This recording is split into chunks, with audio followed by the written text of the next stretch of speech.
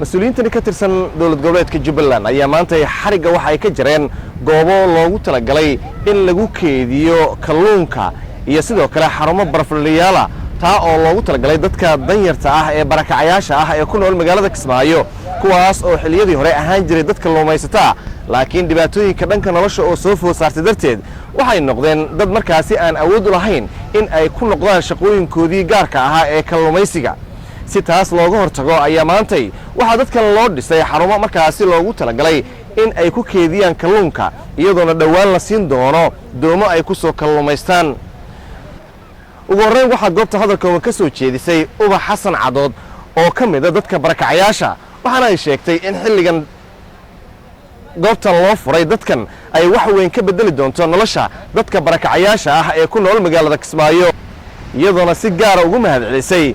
dawladda Ingiriiska gaar ahaan hay'adda UKAID taa oo magaalada Kismaayo mashruucan ka hirgelisay dawladda iyo wasiirka kalluumaysiga inta way ku mahadsan yihiin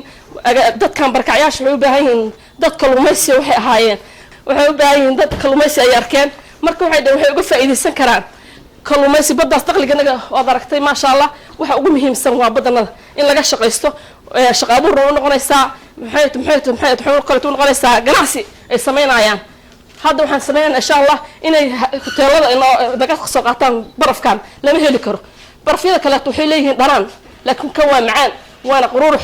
haddii maxay ishaga cuntada barafka wax kasta oo diyaar way hagaajinayaan السلام عليكم ورحمة الله وبركاته wasiirka wasaaradda kalluumaysiga ee dowlad goboleedka Jubbaland oo gabagabadii goobta ka hadlay ayaa dhankiisa bogaadiyay mashruucan dowladda Ingiriiska ay ka hirgelisay magaalada Kismaayo taasi oo sheegay in ay wax badan ka bedeli doonto nolosha dadka danyarta ah ee barakacayaasha ah ee ku nool magaalada Kismaayo kuwaas oo xilligan haysta duruufo dhanka dhaqaalaha ahi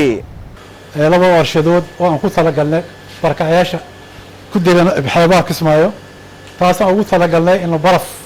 aan siina kadib markaan siina tababaro sida loo kalluumaysto haddana ugu diyaarinayna qalabkaani oo faaw noo dhistaan ku mahadin naftirka waxa mahadleen ilaahay ka soo koofo shirkadda faaw marka waxaan ugu talagalnay barakacayaasha deegaanka Kismaayo inay ka faa'iideystaan waxa weyn barafkaani si adduunyaha marka badda aadayaan barafka qaataan doonada ku soo xafidaan kadib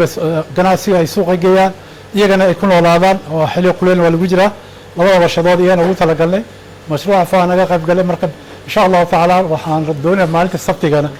inaan u qaybino dooniyii iyo qalabkay ku shaqeysan lahaayeen intaasna waxaan isleenahay shaqo abuur aan ka wadno wasaaradda kalluumaysiga kheyraadka badda waxaan isleenahay waa guul aan u gaarnay insha Allah dowladda Jubbaland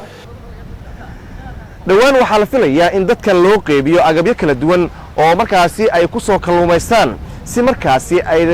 shaqooyinkoodii hore oo ahaa kalluumaysi dib loogu celiyo ismaraantana ay ka baxaan barakaca